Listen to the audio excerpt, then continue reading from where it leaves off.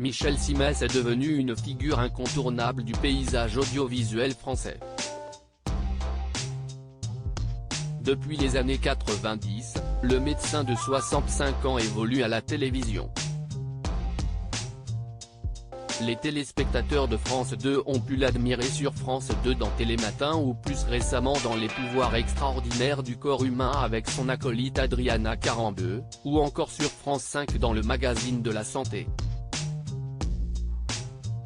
Il a aussi endossé le rôle d'acteur dans Meurtre en pays d'Oléron et La Doc et le Veto. Mais il a aussi écrit des ouvrages. Un nouveau est d'ailleurs prévu pour octobre prochain et il y a fait une révélation sur sa santé. Comme le dévoilent nos confrères du Parisien, son prochain livre sortira le 5 octobre, aux éditions Stock. Pour l'heure, impossible d'en connaître le titre. Mais ce qui est certain est que, dans cet ouvrage décrit comme inattendu, il parle pour la première fois des moments importants de sa vie.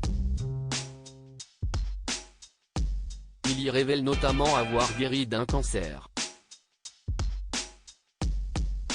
Vous allez constater que le cancer n'arrive pas qu'aux autres et qu'il importe de se faire dépister car on n'a pas toujours la chance, comme moi, de le découvrir par hasard, écrit l'époux de Nathalie.